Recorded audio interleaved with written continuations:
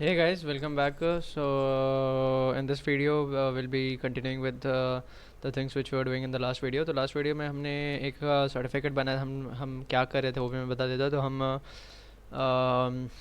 Basically एक load balancer create कर रहे थे। हमने टारगेट ग्रुप कंप्लीट कर लिया था, क्रिएट कर लिया था। अब हम लोड बैलेंसर क्रिएट कर रहे थे, बट लोड बैलेंसर के का जो स्टेप्स था, 6 स्टेप्स था आई गेस। 6 स्टेप्स में से एक स्टेप ये था कि हमें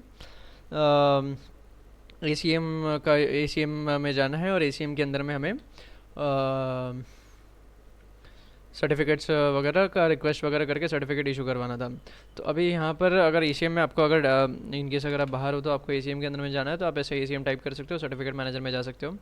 ठीक है, तो अभी मैं यहाँ पे एसीएम में आ गया। लास्ट टाइम हमने हमारा जो स्टेटस था वो पेंडिंग था, वो अब आप देख सकते हो कि अब यहाँ पे ये जो सर्टिफिकेट है वो इशू हो गया हमें। एंड ये जो दोनों डोमेन नेम्स है, ये दोनों डोमेन नेम्स भी हमारे क्या हो गए हैं, यहाँ पर भी सक्सेस लिख कर आ गया। ठीक है, तो ये दोनों डोमेन्स का जो सी नेम ऐड करना था वो भी सी नेम भी ऐड हो गया है। ठीक है, अब लेकिन लास्ट टाइम अगर आपको याद रहा होगा, लास्ट वीडियो में मैंने क्या बोला था आपको कि यहाँ पर जो है हम लोग ने www करके तो एक दिया है, लेकिन जो सिर्फ डोमेन नेम रहता है वो वाला पार्ट उतना नहीं दिया है। सेम वे में यहाँ पर जो सब डोमेन उसका भी वो वाला पार्ट नहीं दिया है। तो उससे प्रॉब्लम क्या होने वाला था कि उससे प्रॉब्लम ये होता था कि मैं अगर www.prashant-sharma.biz डालूंगा, यहाँ पर टाइप करूँगा, तब तो मेरा यहाँ पर सिक्योर लिख कर आएगा और HTTPS भी आएगा। लेकिन जब मैं सिर्फ प्रशांत शर्मा डॉट बेस डालूंगा तो यहाँ पे नॉट सिक्योर लिख कर आएगा। ठीक है, अब आप मेरे से ये पूछ सकते हो कि भाई ये चीज़ क्यों, हमने तो जब अभी अभी भी जो है, अभी भी अगर आप देखोगे तो अभी भी तो प्रॉपर ही आ रहा है। जैसे अगर आप यहाँ पे देखोगे तो अभी भी देखो यहाँ पर सिक्योर ही आ रहा है, एंड www निकाल देते हैं तो भी सिक्योर ही आ रहा है। तो आप मेरे से पूछोगे कि अभी तो ऐसा नहीं है, तो फिर आप क्यों बोल रहे हो कि वैसा होएगा? वो इसलिए होगा वहाँ पर, सेम वे में यहाँ ये सब डोमेन के साथ भी वैसा ही होगा। ये इसलिए होगा आगे चलकर, बिकॉज अभी ये जो हमने SSL सेटअप किया है, ये हमने इंस्टेंस का SSL सेटअप किया है। ठीक है, उस पर्टिकुलर इंस्टेंस का इंस्टेंस के अंदर में हमने ये SSL सेटअप किया है। लेकिन जब हम लोड बैलेंसर यूज़ करते हैं तो लोड बैलेंसर के लिए जो है हमें ACM का यूज़ करके सर्टिफिकेट्स वगैरह इशू करवाना रहता है। तो उस केस में हमें वापस से ये सब चीज़ें करनी पड़ती है हमें चारों टाइप के लिए, चारों टाइप के डोमेन्स के लिए, जिसमें www है, जिसमें नहीं है, ऐसे करके। तो एक ये डोमेन हो गया और एक www वाला, और फिर उसके बाद नीचे जो है ये सब डोमेन्स, ये चारों टाइप के लिए डोमेन्स के लिए हमें ACM के अंदर में रिक्वेस्ट सर्टिफिकेट्स रिक्वेस्ट करने पड़ेंगे। ठीक है, और सी नेम भी ऐड करना पड़ेगा।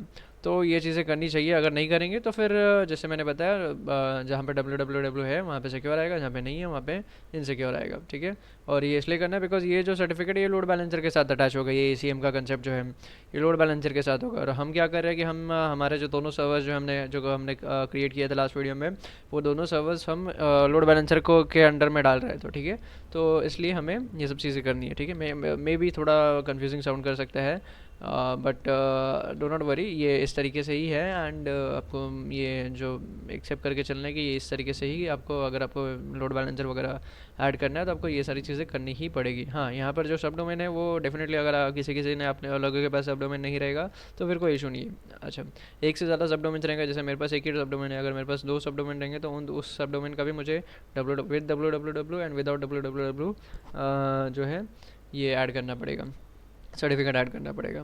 अब लास्ट वीडियो में मैंने ये भी बोला था कि चलो हमने तो ये एक तो मिस कर दिया कि भाई हमने यहाँ पर www डॉट के साथ कर दिया था, लेकिन विदाउट www वाला नहीं किया है हमने। तो अब क्या करना है हमें कि यहाँ पर मैं और डोमेन्स अब ऐड नहीं कर सकता हूँ। ठीक है, जैसे जब हम सर्टिफिकेट का रिक्वेस्ट कर रहे थे तब वहाँ पर तो हम जितने चाहे उतने डोमेन्स हम ऐड कर पा रहे थे, लेकिन अब क्योंकि मैं वो स्टेप से आगे आ गया था तो मैं अब और डोमेन्स ऐड नहीं कर सकता हूँ। तो मुझे क्या करना है कि ये सर्टिफिकेट जो है, ये सर्टिफिकेट अभी फ़िलहाल अगर मैं इसको यूज़ करूँ लोड बैलेंसर के अंदर में तो फिर प्रॉब्लम होगा। वही www जहाँ पर है उसमें ही सिक्योर लिख कर आएगा, जहाँ पे नहीं है वहाँ पे नहीं आएगा, सिक्योर लिख नॉट सिक्योर लिख कर आएगा। तो मैं क्या करूँगा कि मैं सर्टिफिकेट को जो है फ़िलहाल के लिए डिलीट कर देता हूँ, ये सर्टिफिकेट मुझे नहीं चाहिए और मैं एक न्यू सर्टिफिकेट क्रिएट करूँगा। तो मैं यहाँ पर इसको इस तरीके से सेलेक्ट कर लेता हूँ सर्टिफिकेट को, एंड यहाँ पर जाता हूँ और डिलीट पे क्लिक करता हूँ। डिलीट पे क्लिक करने के बाद यहाँ पर एक कंफर्मेशन है, और इसको करने के बाद मेरा ये सर्टिफिकेट डिलीट हो गया। ठीक है, अब मैं क्या करूँगा कि मैं यहाँ पर गेट स्टार्टेड पे क्लिक करूँगा। आपको ये वाला ही सेलेक्ट करना है ऑप्शन, ये वाला नहीं, प्राइवेट सर्टिफिकेट अथॉरिटी ये वाला नहीं करना है, ये वाला करना है गेट स्टार्टेड में। फिर उसके बाद request public certificate, request private certificate, public certificate ही रखना है हमें, और उसके बाद रिक्वेस्ट पर सर्टिफिकेट पे क्लिक करना है। अब यहाँ पे वापस से डोमेन नेम पूछा जा रहा है, यहाँ पर मैं मेरा डोमेन नेम डालूंगा और इस बार मैं गलती नहीं करूँगा। ठीक है, तो पहले मैं डालूंगा ये पहला पहला डालने का ऐसा कुछ नहीं कि आपको पहले ही डालना है ये वाला, बट सेफ साइड के लिए मैं पहले सिर्फ प्रशांत शर्मा डॉट बेस डाल रहा हूँ, एंड देन उसके बाद मैं www.prashantSharma.biz,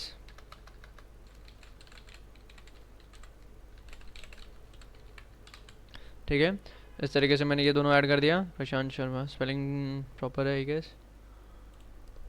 फिर उसके बाद मैं टेम्प डॉट, ठीक है, और उसके बाद मैं यहाँ पर इस तरीके से, ठीक है। तो मैंने यहाँ पर चारों डोमेन्स मेरे ऐड कर दिए। अब मैं प्रोसीड करता हूँ। प्रोसीड करने के बाद डीएनएस वैलिडेशन ही रखता हूँ मैं, नेक्स्ट करता हूँ, टैक्स मुझे नहीं चाहिए, रिव्यू करते हैं। ये चारों डोमेन्स है हमारे प्रॉपर एकदम, ये सारे पहला वाला जो डोमेन है, ये बाकी एडिशनल डोमेन्स है, that's okay. Confirm and request है। अब यहाँ पर क्या होगा कि यहाँ पर रिक्वेस्ट इन प्रोग्रेस आ रहा है, ये वही लास्ट वीडियो में जो जो स्टेप्स किए थे वही सारे स्टेप्स हैं। यहाँ पर देखो अब आपको प्रॉपर्ली समझ में आ गया होगा कि मैं क्या कह रहा था। अब इसके बाद क्या करना है, create record in Route 53, create, ठीक है। अब ये जो रिकॉर्ड हुआ है, ये रिकॉर्ड किस लिए है, ये रिकॉर्ड सिर्फ प्रशांत शर्मा डॉट बेस के लिए, ठीक है, यहाँ पर लिखा हुआ भी है देखो।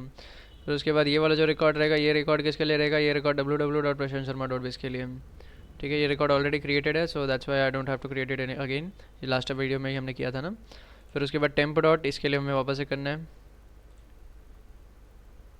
और ये वाला जो रिकॉर्ड है ये हमारा ऑलरेडी कनेक्टेड है, ऑलरेडी एडेड था, तो इसके लिए यहाँ पर ये फ्रीज है बटन, क्योंकि ऑलरेडी है पहले से, ठीक है। अब मैं इसको कंटिन्यू करता हूँ।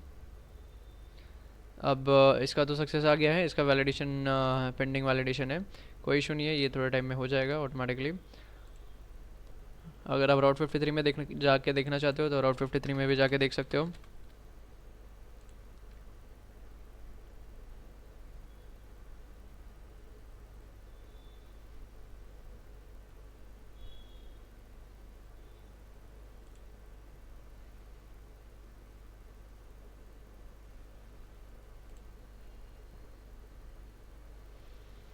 ये देखो ये एक सी नेम हमारा ऐड हुआ है, और ये नहीं, ये वाला एक सी नेम ऐड हुआ है, और एक ये वाला सी नेम ऐड हुआ है, ठीक है। सो इस तरीके से हमने सी नेम्स ऐड कर दिया। टोटल रिकॉर्ड्स हमारे पास अब 10 हो गए, ये 1 2 3 4 5 6 7 8 9 10, ठीक है। ओके, अब हम जाते हैं वापस ACM के अंदर में।